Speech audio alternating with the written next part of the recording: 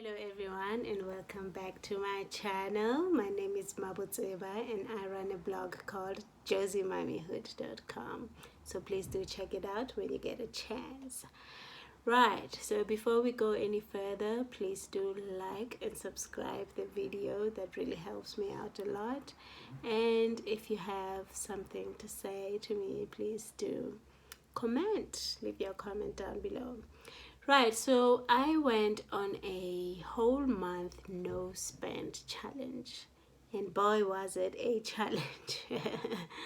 But I did this because I realized that I had been spending so much money and I actually didn't know where it was going. So I decided I'm going to go for a whole month of October 2019 without spending money on unnecessary things. So I was only spending on absolute essentials: rent, food, petrol, and so on and so forth. So this is basically a report back, but it's also tips on how you can actually save money by going on a no spend challenge. Right, so stick with me and I have some great tips for you. Right, so number one, I have some notes here that I wrote down so that I remember the stuff that I did. But you can also find these on my blog, josiemommyhood.com. I do have a small blog that I wrote on the tips. Right, so number one, log off. My word. I saved so much money just by logging off Facebook and Instagram because I was spending so much money on airtime and data, basically the internet, right? And when you think about it, when you go into Facebook and Instagram, what are you really spending on? You're spending so much money on this data to see all these things on Facebook, but is it really stuff that adds to your life positively? Should you be looking at it for 8 hours a day? That's what my report was on my phone, that I am literally looking at my phone for 8 hours a day, right? Which is ridiculous. So I logged off, and this saved me so much money because I used to spend a lot on airtime per week. Right. This also really saves you time. Once your apps are deleted, then you realize that you do spend so much time on your phone that you probably miss out on everything else that's happening around you. And if you're a mommy, then you know that time is so valuable with our little ones. So when you log off, not only do you save money, but you get to spend more time with your children because you're also more present for them. You're not just there and then looking down on your phone. This is very hard because we are actually quite addicted to social media, unfortunately. But once you take this step, it gets easier and easier every day, and you become more productive, let me tell you. Right, so number two, no malls.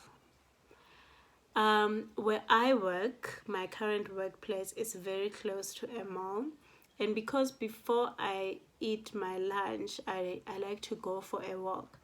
I used to always walk to the mall, which was a horrible idea.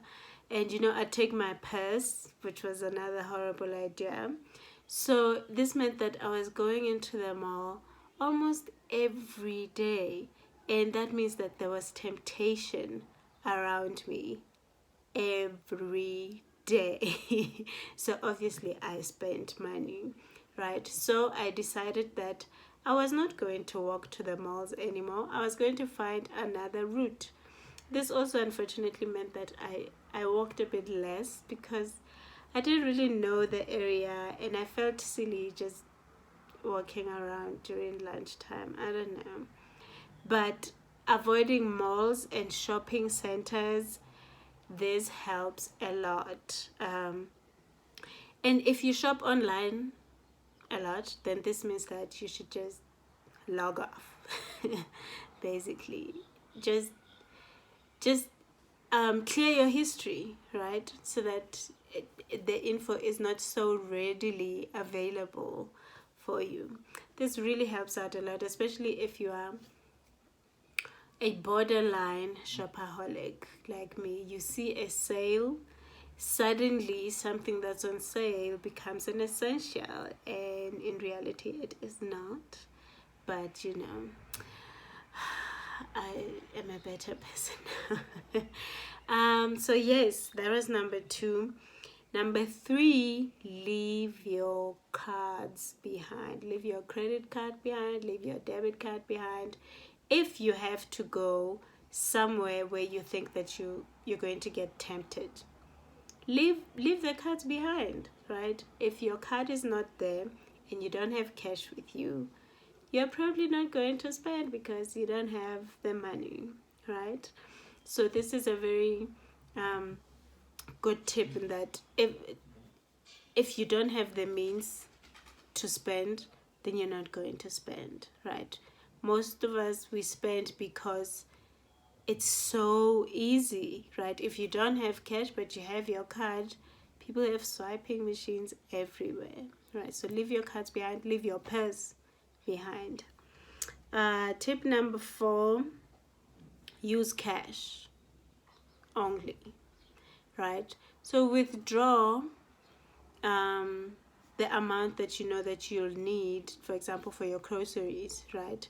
You would have done a budget, hopefully, so you'll know just how much you need, and then you just withdraw the amount that you need, and that way, remember, you would have also left your card behind, so meaning you only have that much to spend, and so you will not spend a cent more. This will put you in a very disciplined corner. Right. This is number 5. Very important if you're an adult, print your bank statement and see what you've been spending on, because we do like saying, I just don't know what happens with my money. I don't know where all the money went. I don't know what I spent on. Print your bank statement. I printed my 3-month bank statement, and oh my word, I'm glad I did, because now I know my habits, and I'm recovering. I'm a recovering shopaholic or spenderholic, right? I highlighted the transactions according to their categories, and really the amount that shook me the most was how much I was spending on the internet and airtime. And I decided right there and then, after seeing those amounts, that this will never ever happen again. I know that I'll always need the internet. Obviously, it's 2019, but I'm going to make another plan, like just cutting significantly on social media, because let's face it, social media, it's great, but it's not that important that we should be now risking our finances over it, right? So I thought that was a bit crazy on my part. So yes, check what you're spending on. This will help you to cut where you need to. If you're spending a lot on takeaways, then you'll see that. If you're spending a lot on clothes, the space in your wardrobe will already tell you that, but you're probably thinking they're essentials. But yes, do that, and that is so important, and it will help you. This is number 7, right? Yes. Open an investment bank account, or an account where you can put away the money and you won't have immediate access to it. I'm not talking about an account where you'll only have access to your money after 10 years. You can do that too if you know you have the means. But I'm talking about the short-term ones. I have what's called a flexi fix account. I can access my money after 3 or 6 months, right? So what I did was I knew how much I wanted to save in the month. And then I just transferred from my check account straight into this investment account to make sure that I can't touch it, right? It's gone. It cannot be accessed by me, even if I suddenly see very essential shoes. Right, so I think that if you don't have a lot of self-discipline, then this is going to give you the discipline that you need. Well, basically your hands will be tied, but I feel like that's what you need at this point. Right, and the last one, set a specific goal with your savings, right? Saving for saving or for a one rainy day in the future is good.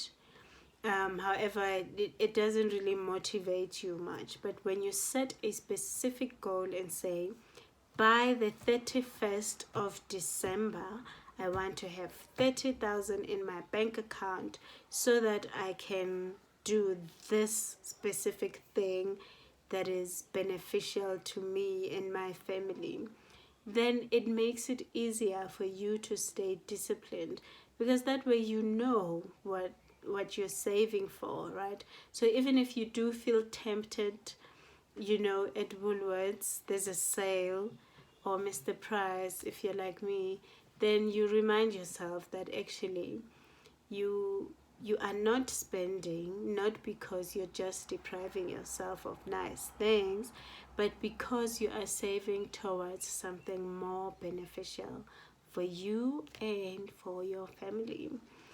So I hope that these tips were very helpful for you, because I am so glad with how much I got to spend with my no spend month. And I'm going to continue with spending less and less as far as I can, because there's really no need for us to be swiping all the time. It feels good, but the consequences really are not that great. So I hope that you really liked this. If you did, please click the thumbs up button for me, and please do subscribe. I'll be having more and more videos on mommy finances and careers, and how to take care of your mental health, how to take care of your physical health. And yeah, so just stick with me and subscribe. See you in the next one. Mwah.